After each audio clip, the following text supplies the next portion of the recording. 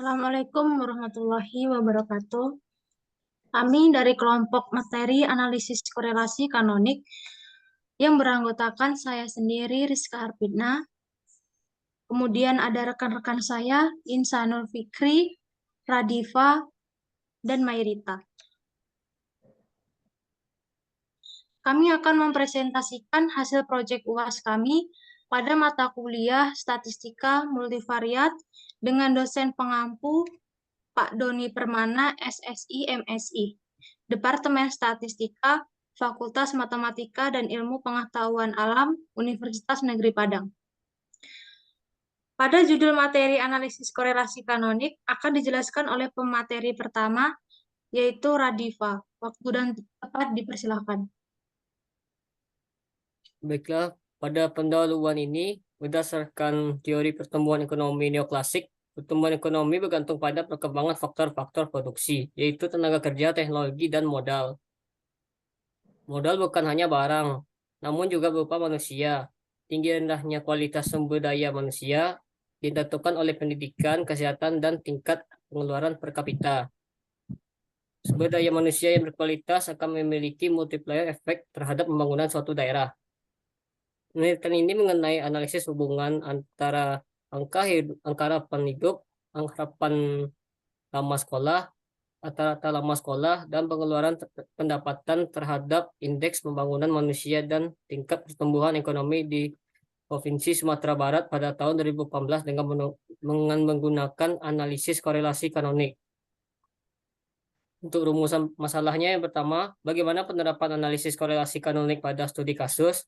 Yang kedua, bagaimana hubungan antara variabel independen terhadap variabel dependen? Lalu yang ketiga, variabel apa yang memiliki pengaruh paling kuat?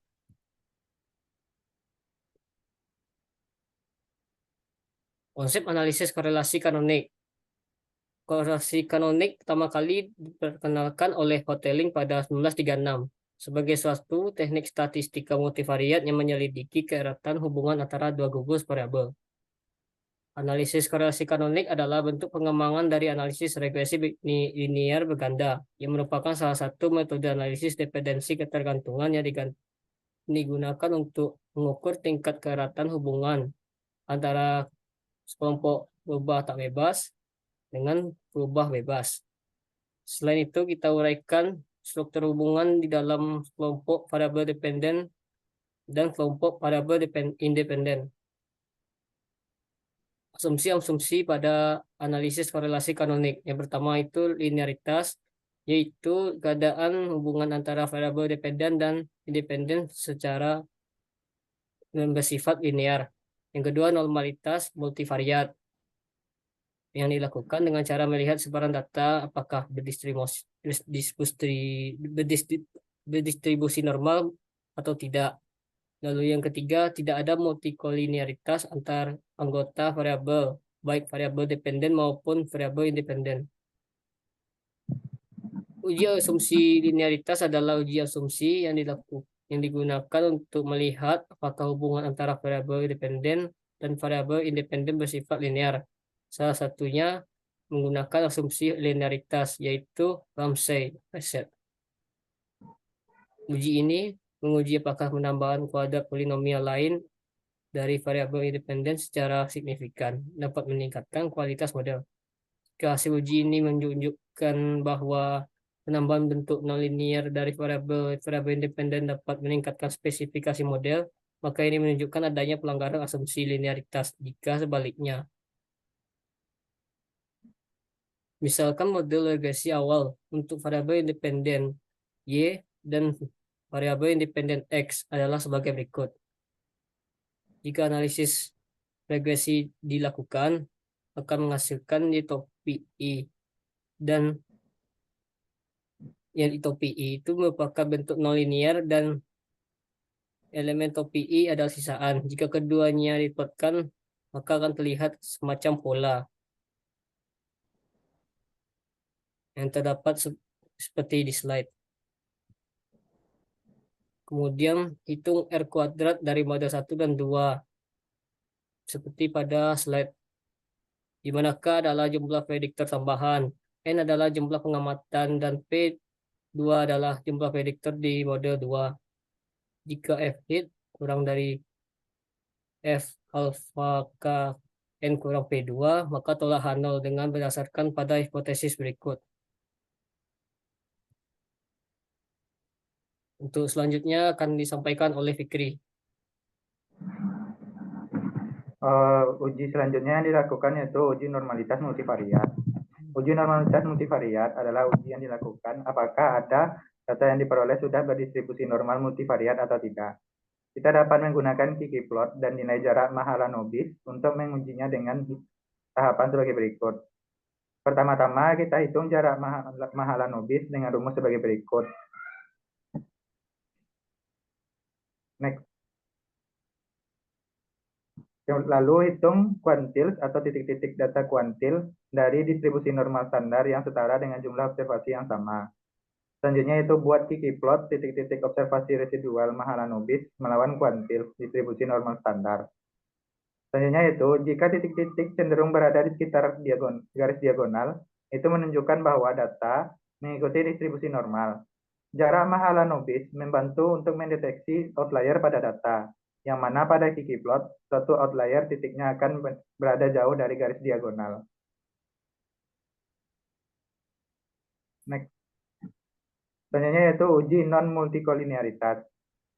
Uji non-multikolinearitas adalah uji asumsi yang digunakan untuk memastikan tidak adanya multikolinearitas antara variabel-variabel yang digunakan. Multikolinearitas adalah situasi di mana dua atau lebih variabel dalam model statistik memiliki korelasi yang terlalu tinggi satu sama lain. Korelasi yang terlalu tinggi dapat membuat koefisien regresi menjadi tidak stabil dan sulit diinterpretasikan. Metode yang umum digunakan untuk mendeteksi adanya multikolinearitas adalah dengan menggunakan nilai variance inflation factor atau VIF. Secara umum, nilai VIF yang kecil dari 10 atau toleransi lebih besar dari 0,1 menandakan tidak ada masalah multikolinearitas.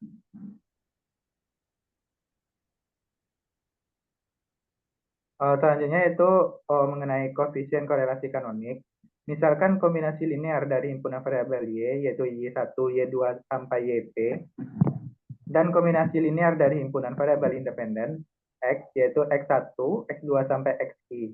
Misalkan Z adalah matriks yang dipartisi oleh Q kali Q, matriks varians kovarian sigma XX, P kali P, matriks kovarian sigma YY, Q kali Q, dan P kali Q dan Q kali P, matriks sigma YX dan sigma XY. Menjadi bentuk matriks sigma ZZ sama dengan sigma XX, sigma XY, sigma YX, dan sigma YY. Dengan sigma XX adalah matriks varians kovarian X berukuran Q kali Q. Sigma XY adalah matriks varians kovarian XY berukuran Q kali P.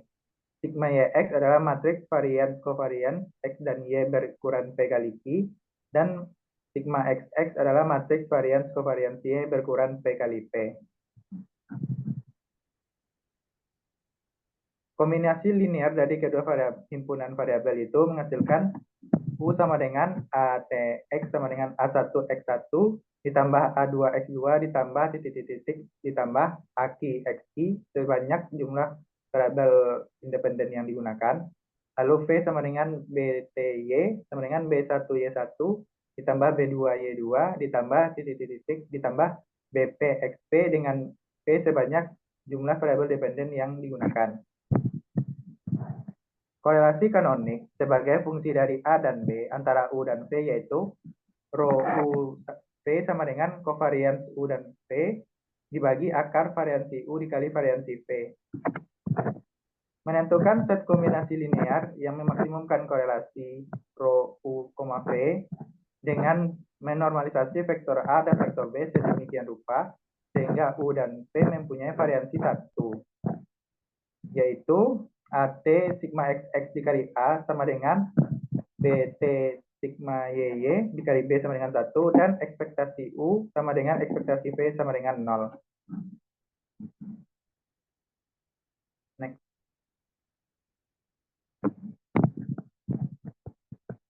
Untuk nilai eigen dapat diperoleh dari persamaan karakteristik seperti yang dapat dilihat dan fungsi kanonik dipilih dari urutan nilai eigen terbesar ke terkecil.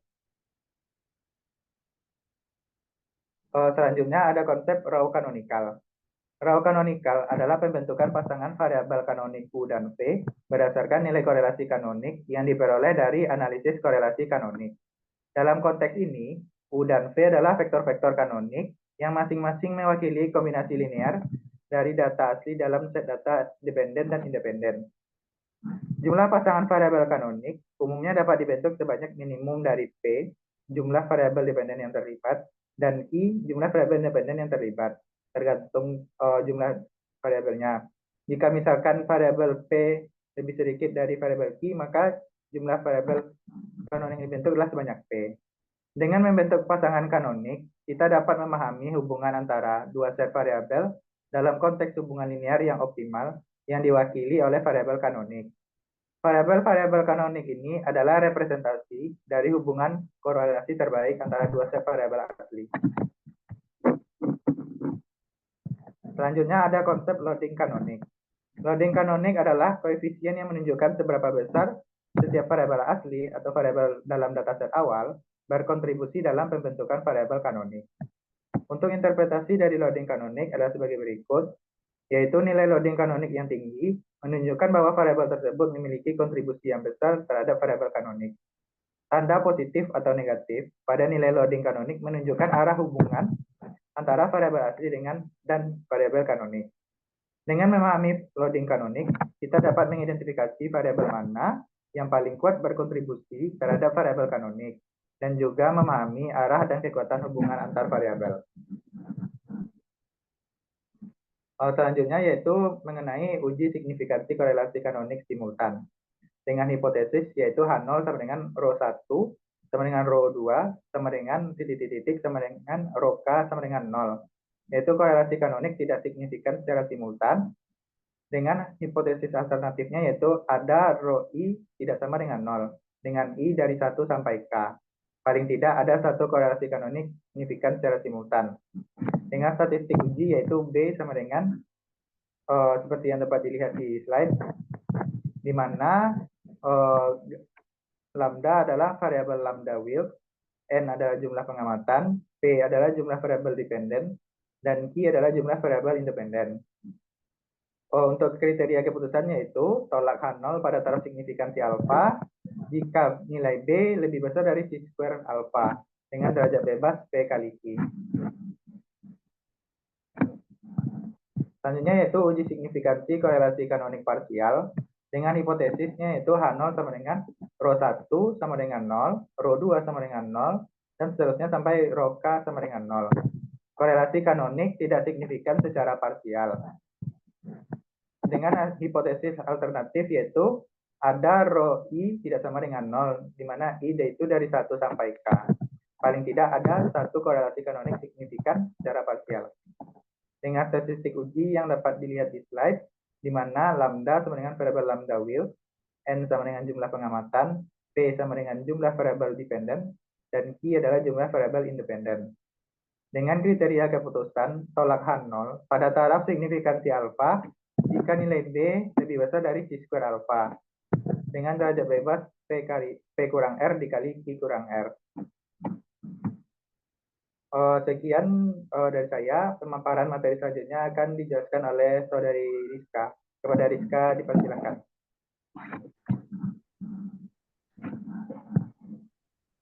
Baiklah, langsung saja saya lanjutkan ke materi berikutnya, yaitu metode penelitian.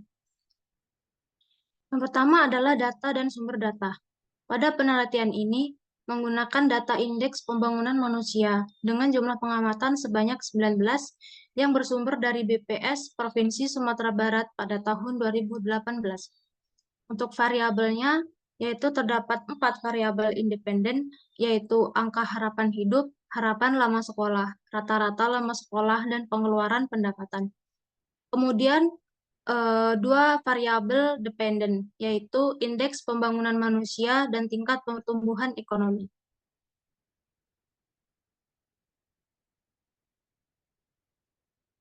Kemudian metode analisis data. Penelitian ini menggunakan metode untuk analisisnya. Yang pertama adalah asumsi analisis korelasi kanonik. Di situ ada uji Ramsey-Reset untuk linearitas. Lalu ada uji normal multivariat dengan Kiki plot dan nilai VIF untuk non-multikolinearitas. Kemudian ada analisis korelasi kanonik. Untuk langkah-langkahnya, yang pertama itu melakukan deskripsi data. Lalu melakukan pengujian asumsi analisis korelasi kanonik, yaitu uji linearitas, uji normal multivariat, dan uji multikolinearitas. Selanjutnya adalah melakukan analisis korelasi kanonik. Dan yang terakhir adalah interpretasi hasil analisis.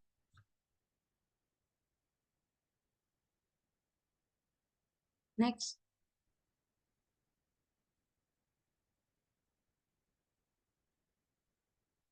Analisis yang pertama adalah deskriptif data. Melalui syntax summary, didapatkan tabel hasil dari sintak tersebut. Yang pertama adalah tabel deskriptif variabel dependent, yaitu didapatkan rata-rata untuk Y1 dan Y2 yaitu 71,75 dan 5,417. Kemudian nilai maksimum untuk Y1 itu 82,25 dan Y2 6,090. Untuk nilai minimum didapatkan Y1 60,28 dan Y2 4,920.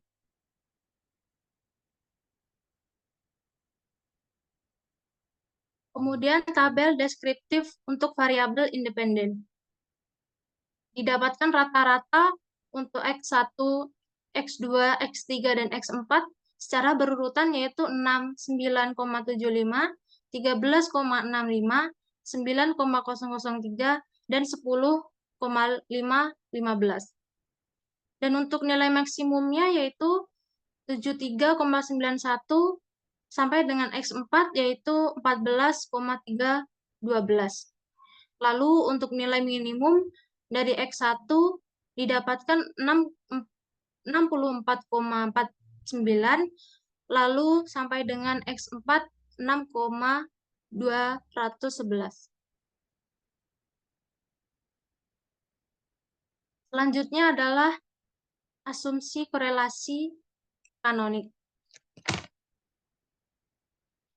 Yang pertama adalah uji linearitas berdasarkan Ramsey Reset Test. Lalu selanjutnya adalah next.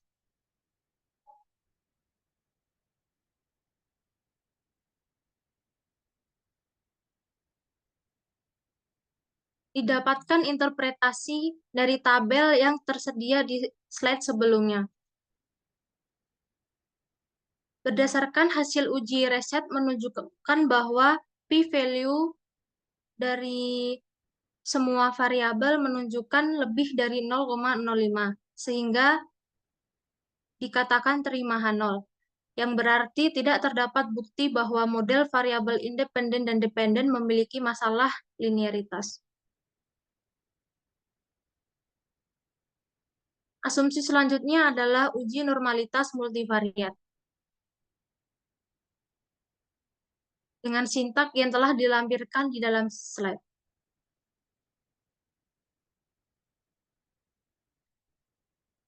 Uji normalitas multivariat ini dilihat melalui Kiki plot data. Lalu berdasarkan output, titik plot yang menyebar sekitar garis regresi menyimpulkan bahwa asumsi normal multivariat terpenuhi. Selanjutnya adalah asumsi uji non-multikolinearitas. Berdasarkan output, didapatkan nilai VIF ini kurang dari 10 untuk semua variabel independen, sehingga disimpulkan bahwa tidak terjadi multikolinearitas. Selanjutnya adalah analisis korelasi kanonik. Yang pertama itu adalah koefisien korelasi kanonik. Lalu didapatkan output berdasarkan tabel yang telah dilampirkan di dalam slide. Interpretasi dari output tersebut adalah koefisien korelasi kanonik fungsi pertama sebesar 0,995308, di mana hal ini menunjukkan secara nyata bahwa hubungan yang erat antara variabel kanonik. Lalu kanonik fungsi kedua yaitu sebesar 0,0996579 yang menunjukkan bahwa hubungan yang cukup untuk variabel kanonik. Lalu koefisien korelasi kanonik hanya dapat menjelaskan hubungan kanonik sebesar 3,99%, sehingga disimpulkan bahwa fungsi kedua tidak dianalisis lebih lanjut.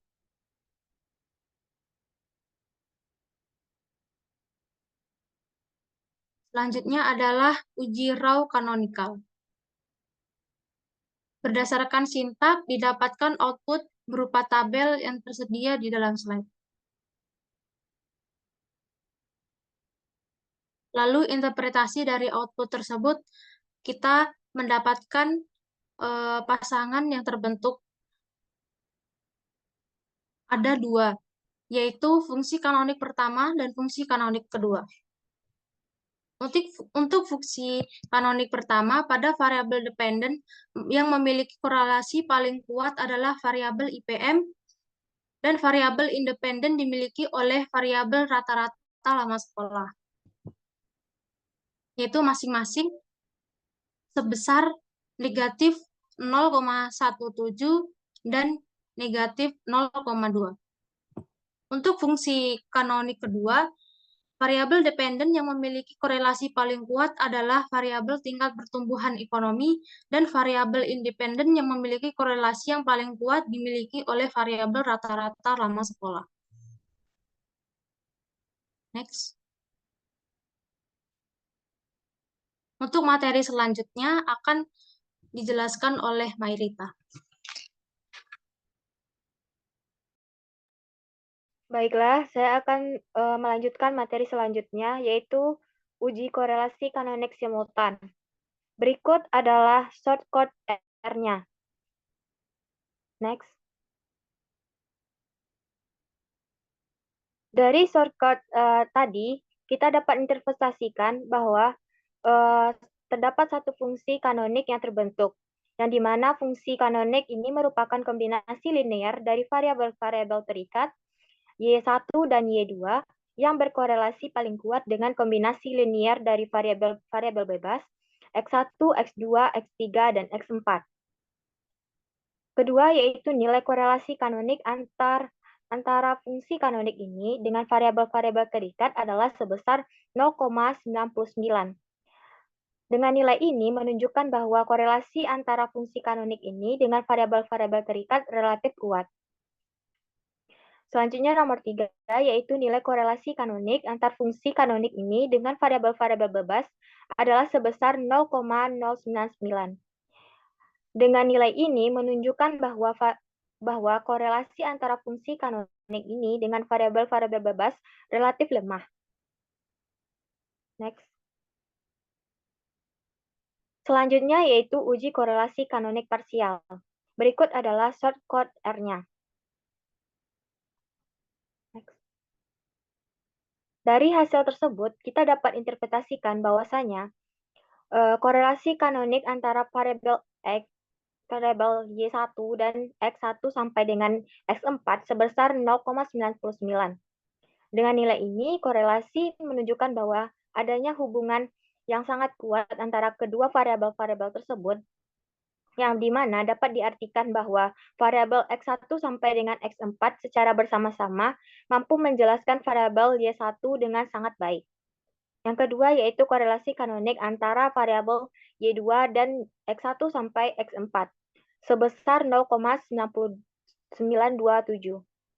Dengan nilai korelasi ini menunjukkan bahwa adanya hubungan yang kuat antara kedua variabel tersebut. Hal ini dapat diartikan bahwa variabel X1 sampai dengan X4 secara bersama-sama mampu menjelaskan variabel Y2 dengan cukup baik. Next. Jadi, Dari semua hasil pengujian yang sudah diujikan, maka dapat disimpulkan bahwa analisis korelasi kanonik adalah salah satu metode dalam analisis multivariat yang tujuannya untuk mengetahui hubungan antara himpunan variabel dependen dengan variabel independen. Berdasarkan hasil dan pembahasan pada data Indeks Pembangunan Manusia atau IPM dengan jumlah pengamatan sebesar 19 yang sumbernya dari BPS Provinsi Sumatera Barat pada tahun 2018, maka dapat disimpulkan bahwa pertama, pada pengujian asumsi korelasi kanonik yang telah dilakukan baik itu linearitas, normal multivariat, dan non-multikolinearitas sudah terpenuhi. Yang kedua yaitu pada koefisien korelasi kanonik untuk fungsi pertama sebesar 0,99, yang dimana hal ini dapat menunjukkan secara nyata bahwa hubungan yang erat antara variabel kanonik dan untuk korelasi kanonik fungsi kedua yaitu sebesar 0,099 yang menunjukkan bahwa hubungan yang cukup untuk variabel kanonik karena koefisien korelasi kanonik hanya dapat menjelaskan hubungan kanonik sebesar 3,99%, maka fungsi kedua tidak dianalisis lebih lanjut. Selanjutnya, saya akan kembalikan kepada moderator.